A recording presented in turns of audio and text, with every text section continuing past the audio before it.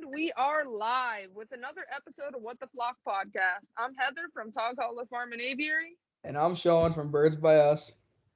And we have a special guest with us today, Juan Outlet with Jaulet Birds. Hey guys, how you doing?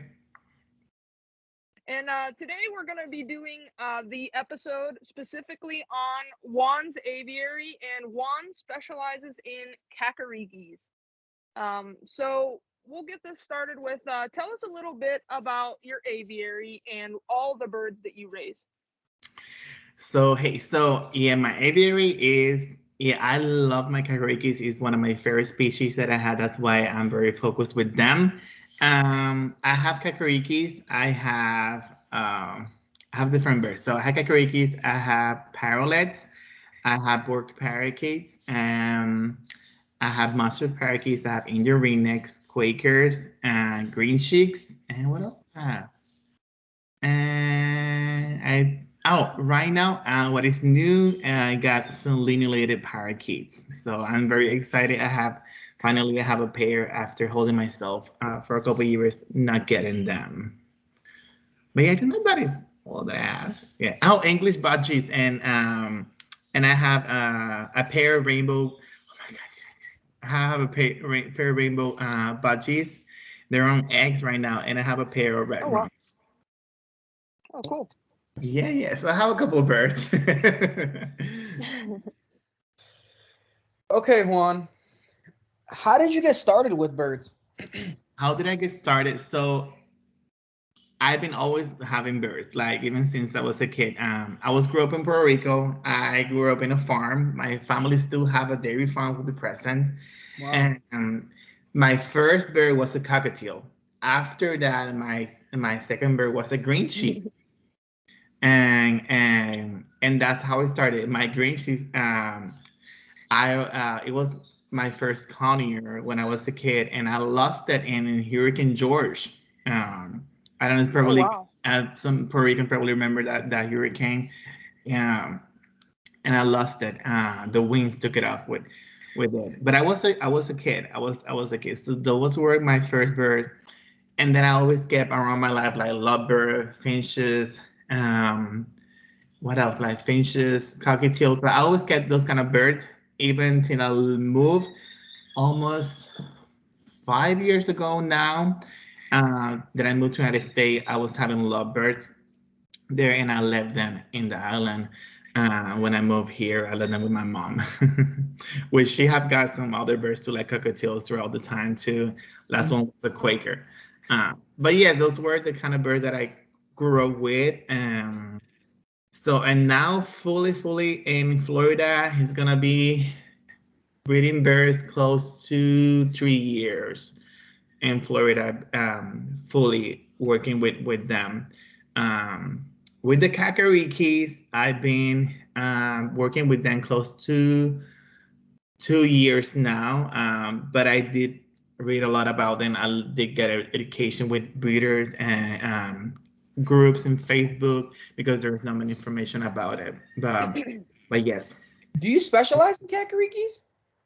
So that's my goal. I want to be focused and know them, like to consider myself specialized in them.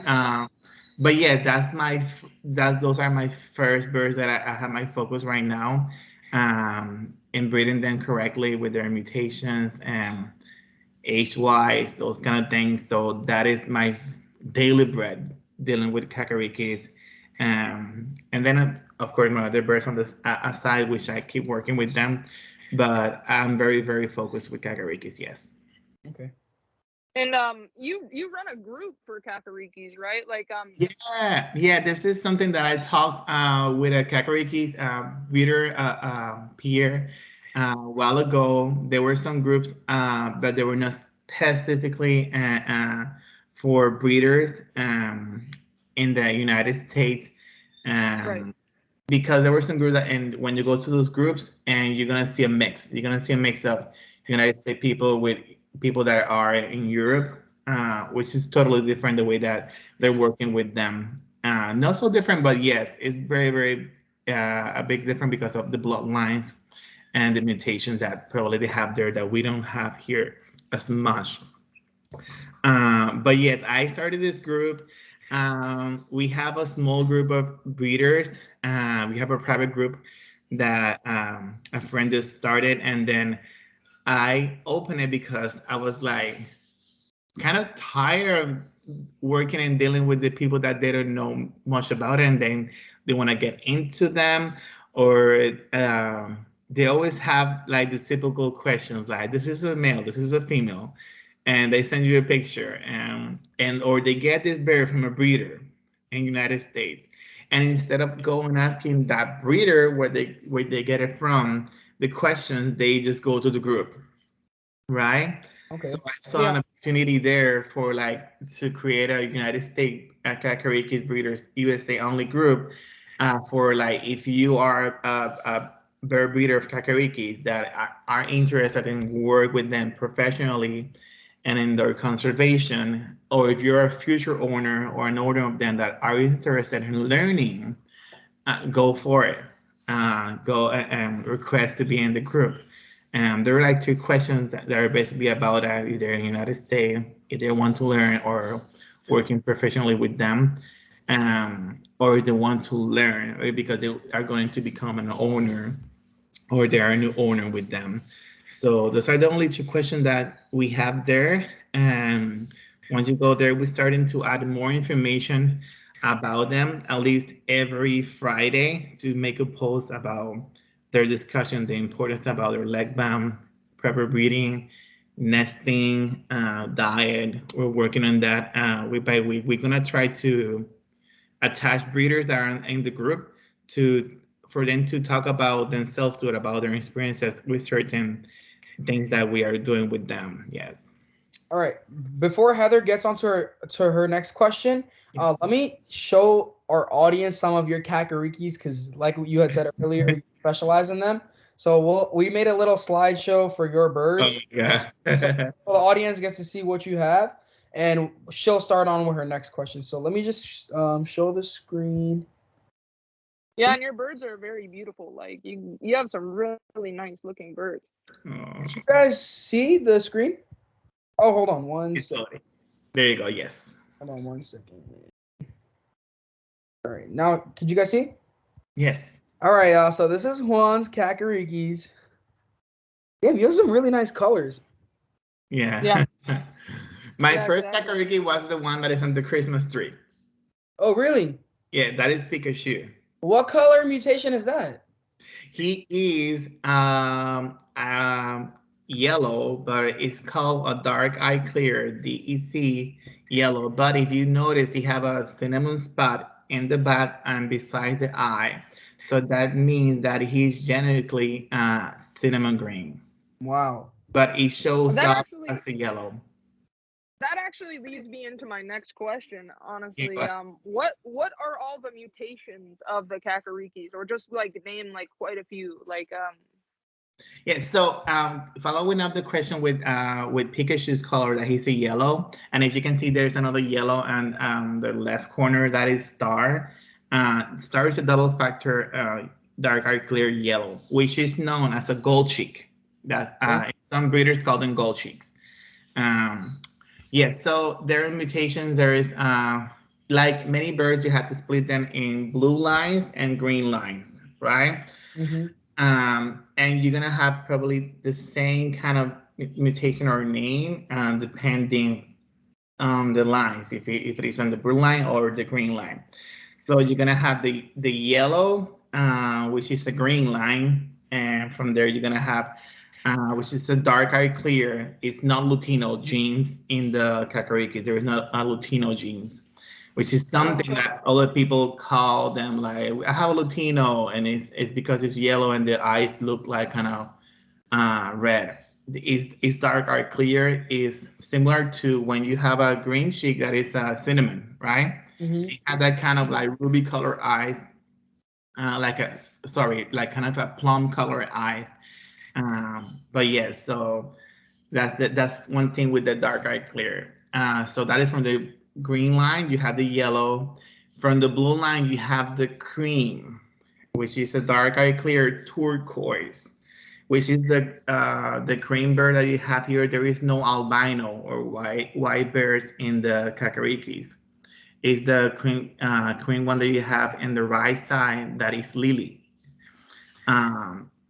So that is a turquoise bird that the melanin and the carotenoids of the feather, they didn't express turquoise nor green in their feathers, so they will show up like a cream color from the turquoise line, or they will show up as a yellow color from the green line.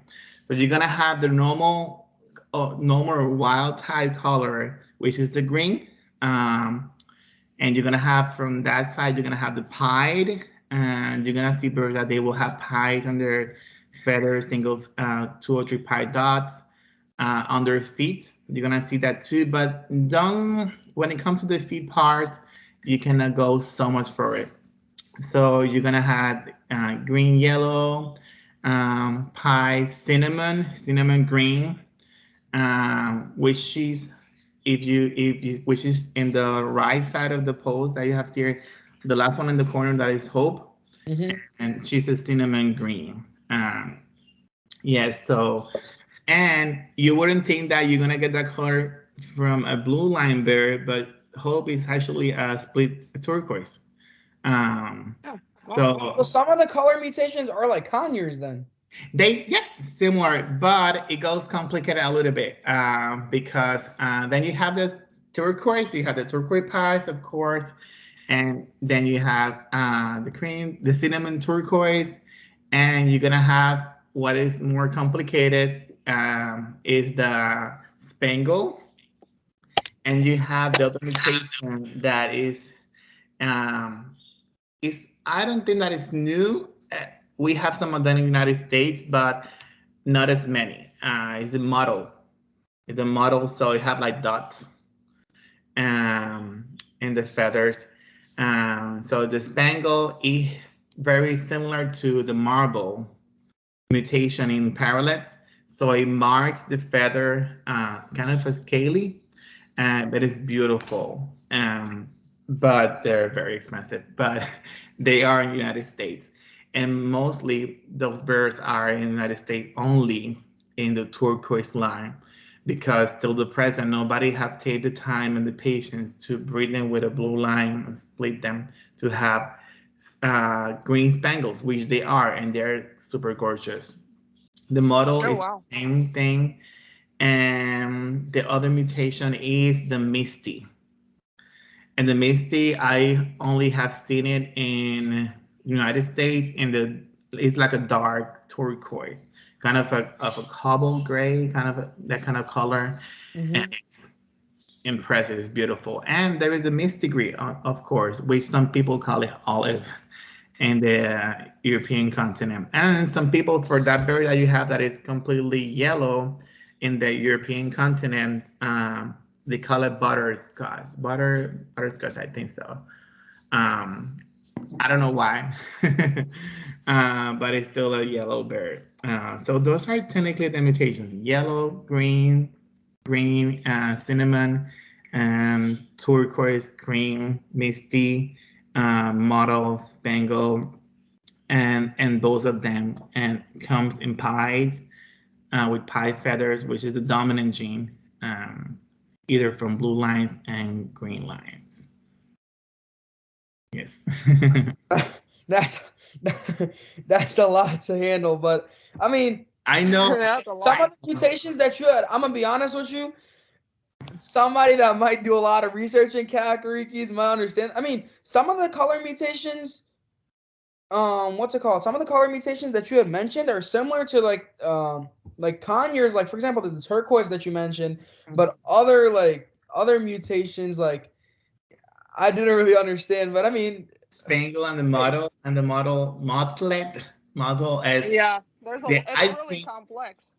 The spangle is exactly, it's a little bit complex, and the model I think there is model mutation in chickens. Really? Yeah. In chickens, I do have chickens. I want to get chickens, by the way. I heard they stink though. No, like I have Yeah. silkies, I Well, have if you keep silkies, them, and it I have. depends. If you take care of them, they don't. But if you don't take care of them, yeah, their poop stinks after a while. I used to have No, what happened 24 one chickens. time? This is not related to Kakarikis, but time this was like when I just had started breeding birds, and my mom and my grandma. Oh my god, this is funny. So my mom called me and she was like, "Sean, I got you a gift." So meanwhile, I'm in last period during school. Like it's like 15 minutes before school ends. Like she's about to pick me up, and she's like, "I got you a gift." I'm like, "What, mom?" And she's like, "I got you a big bird." And I'm like, "Really?" She's like, "Yeah." She's like, I didn't get one, not two, not three, but four birds." And I Oh was like, my "What?" god. So I'm like, "What kind, mom?" She's like, It's "It's a." sheep, and they were sheep. So she's like, "It's a big bird." So I'm like, "All right." I thought she got me like a macaw or something, man. Yeah. I It get was a chicken. So I got home. I got home and I opened the box and it was four chickens inside of the box. And I'm like, "Where did you get this from?" They were full grown chickens from a oh butcher my shop, god. bro.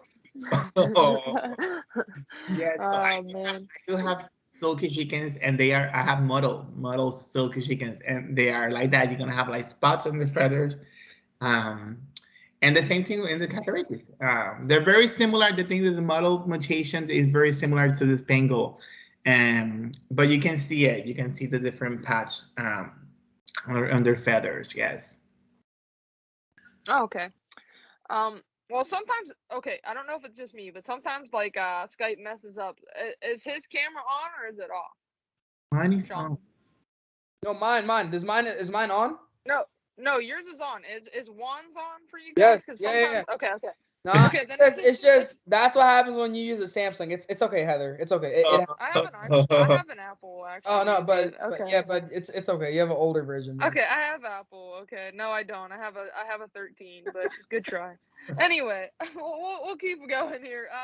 So like, what's a proper breeding age for Kakarikis? You know, because a lot of people I'm sure are doing the wrong thing and they'll breed too early. I know that's a big issue. Mhm. So the proper breeding is at least you had to wait at least a year, Okay. especially for the females.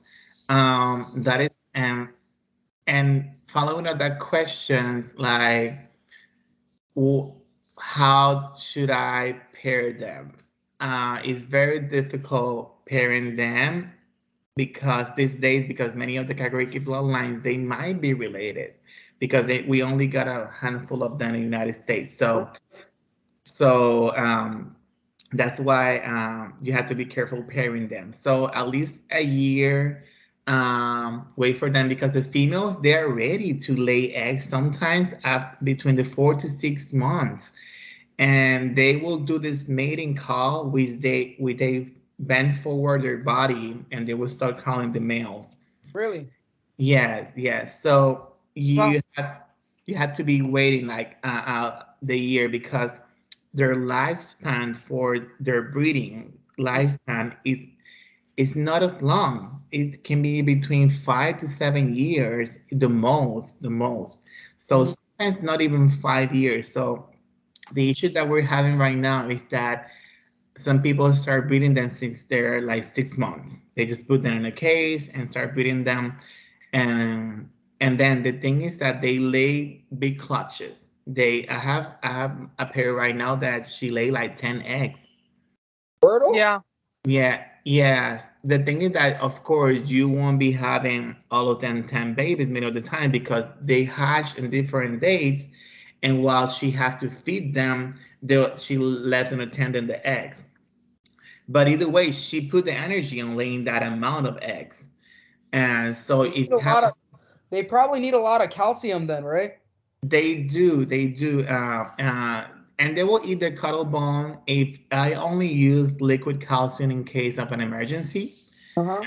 but they Right. do well in the cuddle bone. You can use a little bit of powdered calcium, which powdered calcium in their diet. It works, but not as much. Let's say you put it on the seeds, they're gonna shoot the seed and probably they took away the calcium when they were doing that. But they do go for the cuddle bone pretty well, and if you are adding some vegetables or doing some chops, which I do, you can. That's a good moment for you to spread some powdered calcium there, and get inserted in addition of like some vegetables that they will have calcium. Yeah, I think that's the best way to like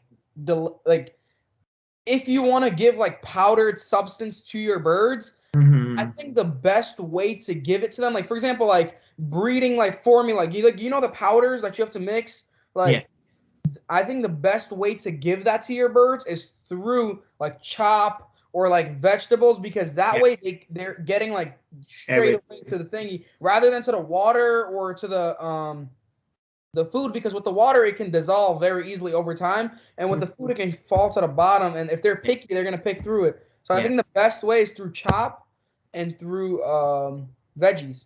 Yeah. So following up the question, so 1 year at least for the female way, because the males they usually already around the same time or after 6 months, for 6 months. Yeah. But the problem is that the male that they can be territorial, many of them, and they can be kind of like crazy on top of the female. So and they could be like following her. Some males like to get into the nest, and that is not so good because they want to keep breeding with her inside the nest, and that will be bother the female. That's why you have to let this pair, these birds, to get mature, for them to be wiser with their breeding time. So at least a year for both of them. My technique, what I've been seeing with some of these couples that I try to pair, is that sometimes they don't get along so well.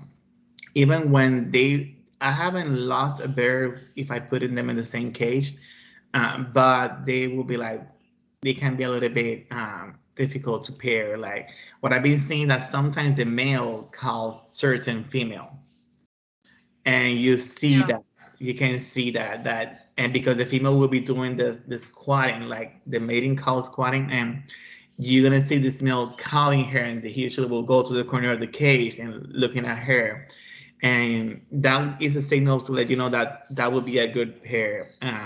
So not every time it goes well if you put them like right away, for them to do the click.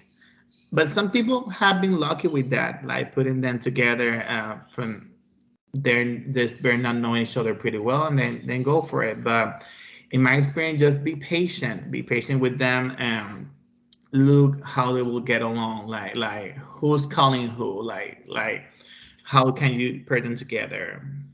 I feel like a very like based on what I've tried with my cockatiels, maybe Kakarikis are different than cockatiels. So this is how I do my things, and maybe it might be a solution for you or anybody else that might be watching. But based on how I've done things, I feel like a solution for that, where if you have difficulty pairing up your babies or just like newly weaned birds, I feel like the easiest way would be putting them in a big flight cage. You said sometimes they can be territorial, so they can fight. But if you have a big enough flight cage where you can have them all in there and put different food bowls, and you see which one is preening or which one is like bonding with one another, and that's how you can separate them off. Yeah. Maybe that might not work for you, but I've seen also multiple different breeders that would vouch for me on this, that they have tried it and it works very well. The thing is that with Kakarikis, the males, what I've been seeing is that they sometimes you put them together. Like let us say I have been lucky with sometimes put like 2 or 3 males together in a big fly cage, and they get along. But sometimes during breeding season, you're gonna have this alpha male that will start like instigating the other males, and then you're gonna see this bear that even if the older bear starting getting like stress or kind of with weird feathers. And even when they're not attacking each other, like the Kakarikis can instigate each other even when they're with their sound. Wow. And they will run each other like that even in the. That's why for you, it's good for you to have them in a kind of a fly cage, because they're considered like aviary birds, and because they can run behind each other, and they don't preen each other. They're kind of bird, they don't preen each other. No. Really? They don't go like cockatiel or conure that they would like to get preen. No, no, they don't preen each other. So let me ask you this: are they monogamous, or like will they choose new mates like every season? Or are they life maters, or how does that work? I don't believe they're life maters. I like to keep if I have luck with a pair, I like to keep them like that together. Yeah. Okay. But Yeah. I do have got advice from people that they have been lucky to repairing them, like to like working that pair and putting them with others. Yeah, yeah, that haven't been an issue because the thing is like they get hormonal like, and you'll see like these females sometimes they will lay eggs in the floor even without a male. Wow. Yeah, and that's the thing, like you had to be patient with them. And the other thing is like one of the issues that we have right now with breeding them is many people are breeding blue to blue. And that is another thing that is a recessive gene. So when you breed blue to blue together, it weakens the genetics. Is it? I think that's similar to breeding like a Lutino and a Lutino or an albino. And is that like a good connection, or is that something different? Like Heather, like breeding cockatiels, because you know how if you breed a Lutino and a Lutino together, you can get bald spots on their head. You know what I'm talking about? Mhm. Yes, because the So Lutino trait is a recessive trait. So is that something You know. similar to this? it's now the thing is that the blue to blue like it happens in many birds like some people even we especially like with parallels too like people told to breed blue to blue. Well, you will see what is happening today. What I'm seeing, I have been seeing people that they have blue to blue and believe that a cream bear is a white bear, and it's not a blue, it's still a blue. It's still a turquoise bear, because genetically it's still turquoise. So they put them together, and what I've been seeing is that some people, if they have good bloodlines, you still getting good bears, but that doesn't mean it is a proper breeding. That doesn't mean that. So it's always good to breed with splits. If you want to get a blue bear, like a turquoise bear, pair your turquoise bear with a green line bear that is split to turquoise. And just do the hard work for that. But yes, Yeah. with the blue to blue, turquoise to turquoise bears that we're having here is that when they were imported, there was only, I think that there were only like 3 breeders that got them in the United States.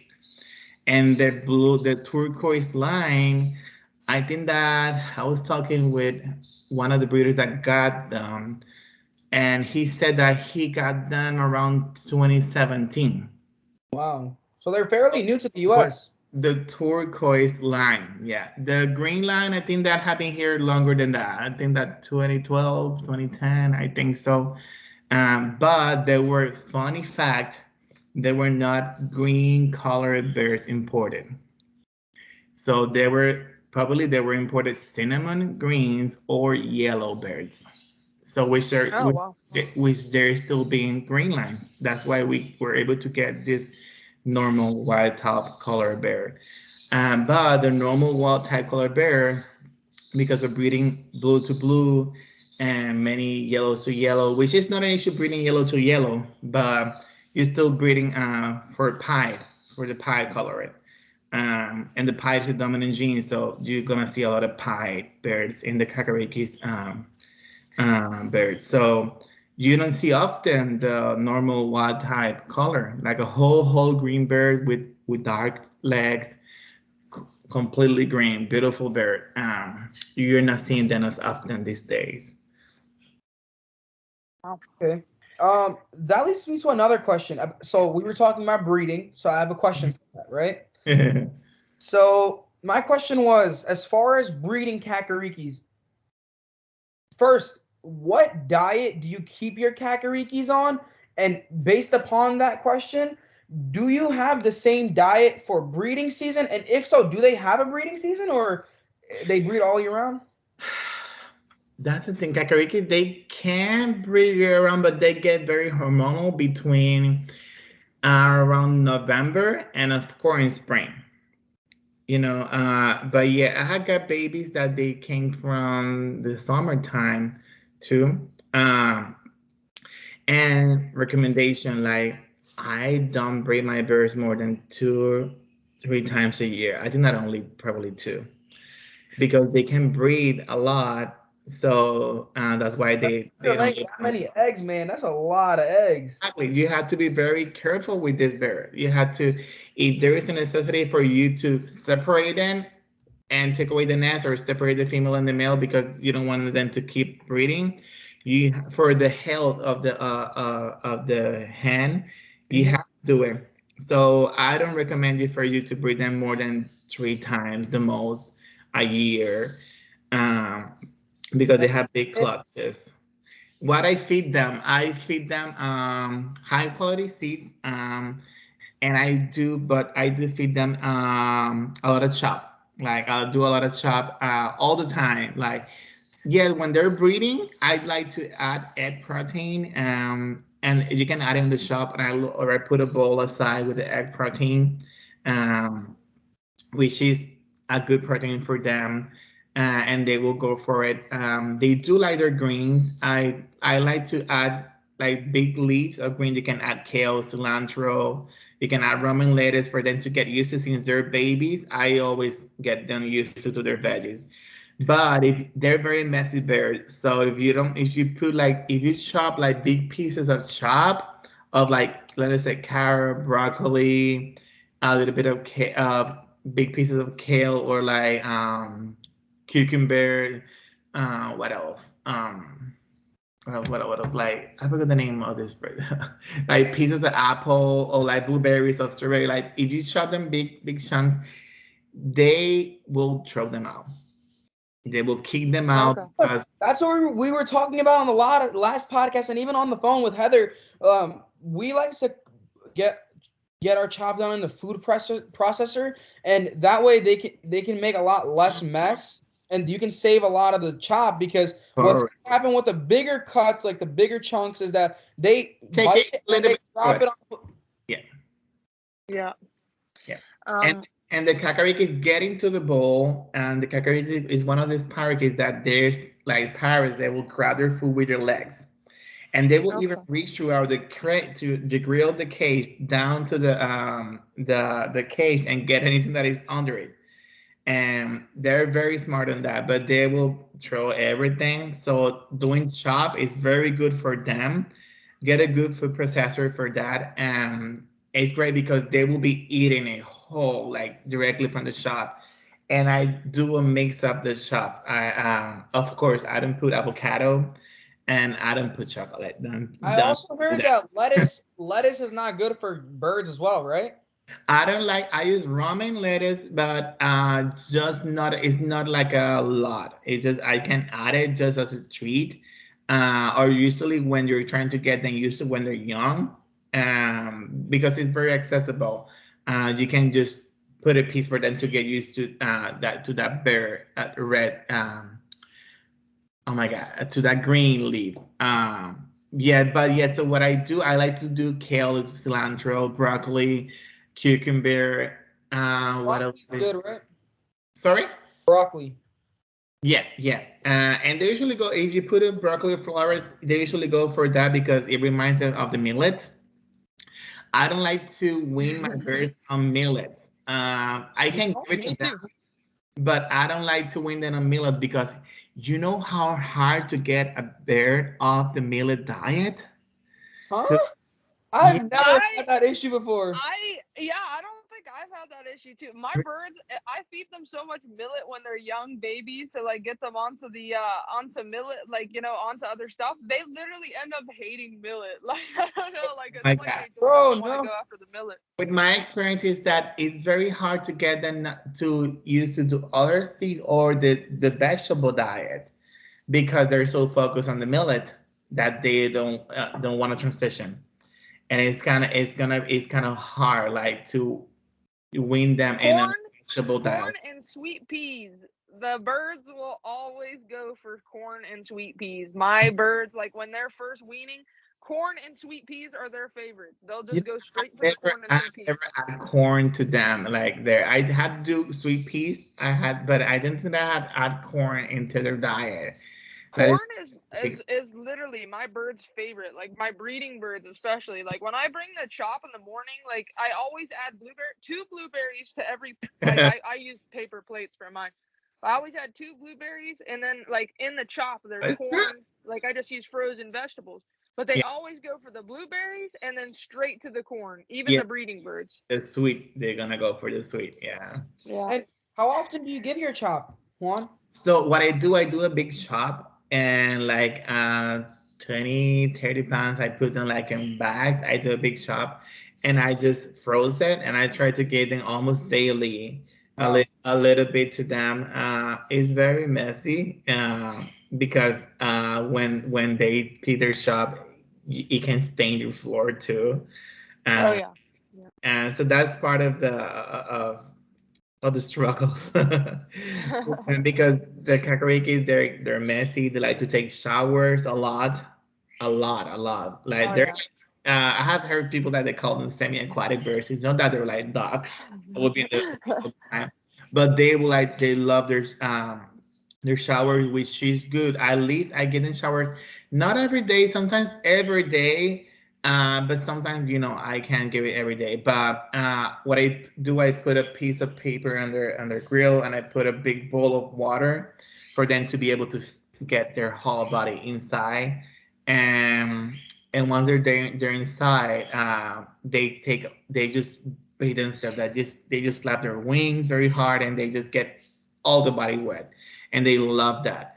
And that's a good way for them to keep their feathers very bright. Right, yeah. The chop also helps them a lot, I think, with their feather quality. Yeah. That's what Heather was mentioning earlier, like in the recent episodes, and even in general, like something she recommends, the chop. I learned the chop off of her, and believe it or not, in the last 2 months or a month and a half, almost 2 months that I've been using chop, my Dom red green cheeks, man, it looks so much nicer, like the bright red on them, man. You won't believe it until you actually try it. It's worth it. I don't know if you had. So I have a following that I have a green sheik that when I got it, the feathers were like stained. You see it now, he have no stain. That feather. Yeah.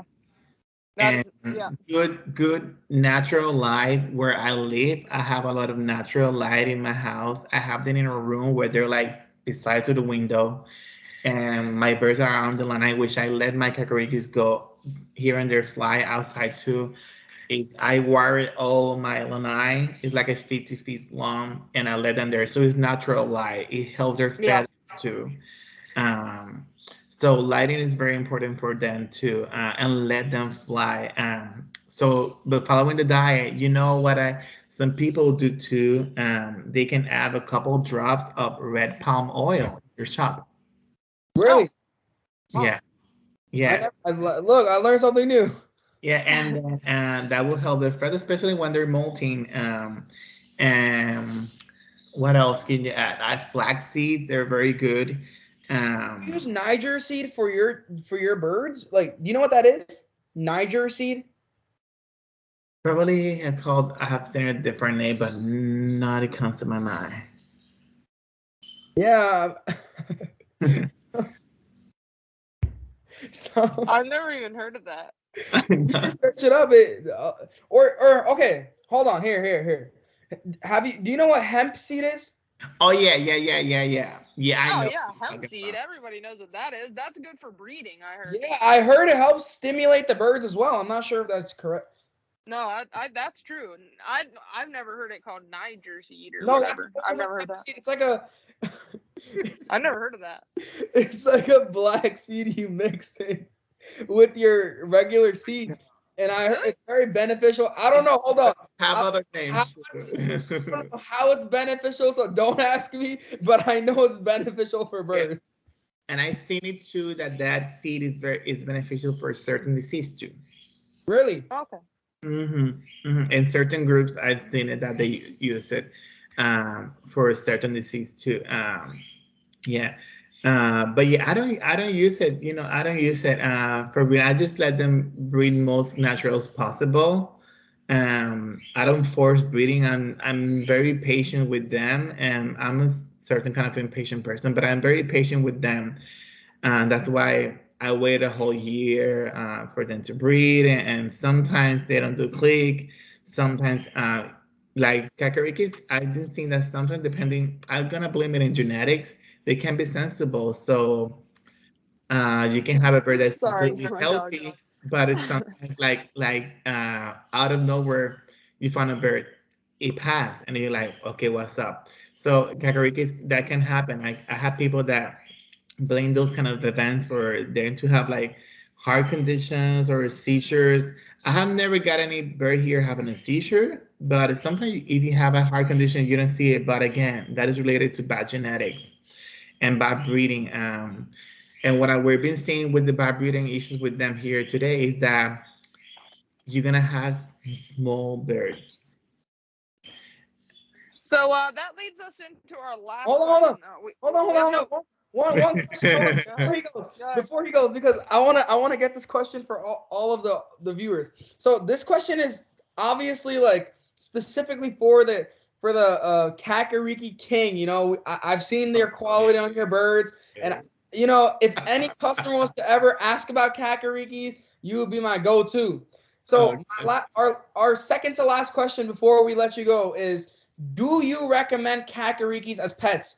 Or like for example, like first timers or like tameness, or are they more for breeders? Good question. I even did a post in the Kakarikis group about it, and I asked the feedback from my other breeders to make comments. I think that for beginner is not a bird for beginner. I don't think so. Some people will think the opposite. I don't think so. They are considered aviary fly birds. Don't clip them. Let them fly. If you don't have an experience with kind of like ornamental birds, do your search, talk to your breeders, and some breeders they will give you the opportunity. Of course, if you're very interested on them. They are not cuddly birds. They want. It's not a bird that you're gonna have step up and you're gonna scratch the neck. They're gonna go through your shoulder. They can print your hair and then they're gonna be on the way. They're gonna jump out, and they can have like a nice moment. They do talk pretty well. Like this bird, they do talk pretty well many times. If you're very insistent in teaching them words, so that is good if you have a pet one. But and if you're gonna breed them, please do your research, do a good pairing, please. Disease test, please quarantine, please breed blue line with green line or green lines together. That is the healthiest thing. We don't have a big bloodlines in the United States. That's why I don't think that if you want to have them as pets and you're not gonna be working their conservation and their care, please let the breeders that are focusing on that have space for that, and to work with them to keep these bloodlines flowing, because I have been seeing people that they have like a couple of them and then they cannot handle them because they're dirty, they're messy, and they like to fly and they don't have the time and then get rid of them. And then you don't if you don't have like a good like a good record of them. You never know when they came from, where bloodlines are. You have said that these birds, there's not a lot of them in the U.S., and you said the blue mutation came out in, I think, 2017. There was a record of it in the U.S., I think, right? Yeah. So that being said, there's probably a lot of related birds in the U.S., and you want to make sure you're getting them from reputable people that have. We believe that Spangle mutation is related to the present. Definitely. So, but yeah, that's why if you're wanting as a pet, do your best for them and be focused. Talk to a good breeder of yours. And they're not a bird that's meant to be clipped. These guys aren't. They're not like. How can I compare it? Have you seen a Rosella? Correct. Yes, I have. They're very hyper. Yeah. So they can stay tame, yeah, a little bit, but and sometimes even if you clip their wings, they of course they're gonna be more dependent of you. But they're very independent birds, very independent birds, and I don't recommend, sorry, clipping them. And Yeah. so they're kind of an aviary kind of style bird. They would like to fly. I literally open their cages in their room and let them fly in their room. Um, so yeah, it's not a bird that you can leave,